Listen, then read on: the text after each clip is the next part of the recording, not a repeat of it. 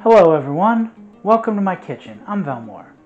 Today I will be making a recipe out of the Overwatch Cookbook from the section for the Siberian bodybuilder Zarya. And when most people, or at least most Americans, think Russian food, one of the first things that comes to mind is this beet soup. This is borscht. Let's get started. So for this, I am going to peel and dice some beets, peel and dice some potatoes, finely dice an onion, and mince some garlic.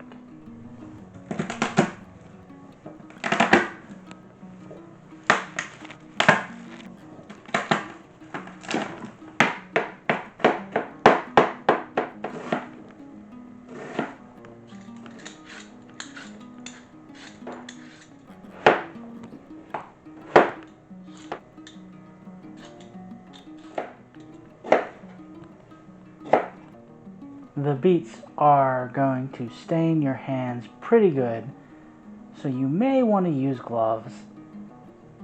This is also why I chose not to use the wooden cutting board, because then it would just be stained red forever. Now into some melted butter, I'm going to add onion and garlic. And I'm just going to cook those together until they get soft. Now I'm going to add in my beets and just a little bit of chicken stock. The recipe did also call for one diced carrot, which you would put in at this point as well. I just forgot to buy it at the store, so I'll just use a little bit of extra beet. And I'm going to cover that and let it cook for about 10 minutes.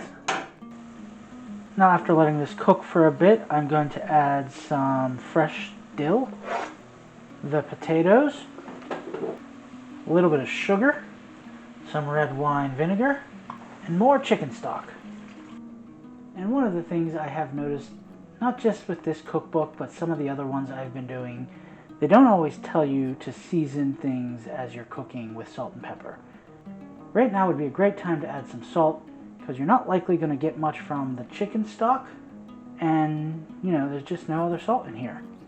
So I'm just going to add a pinch and just a few twists of pepper, and I am going to let this cook for about 30 minutes until the potatoes soften. Now that everything has softened up, I'm going to take out some of the beets and set them aside.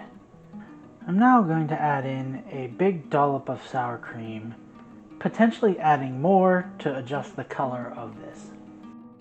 And now, using the immersion blender, I'm going to blend everything together.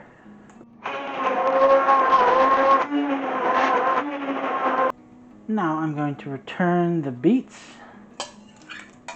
and the extra chunks of beets are just going to add a little bit of texture, and this is ready to serve.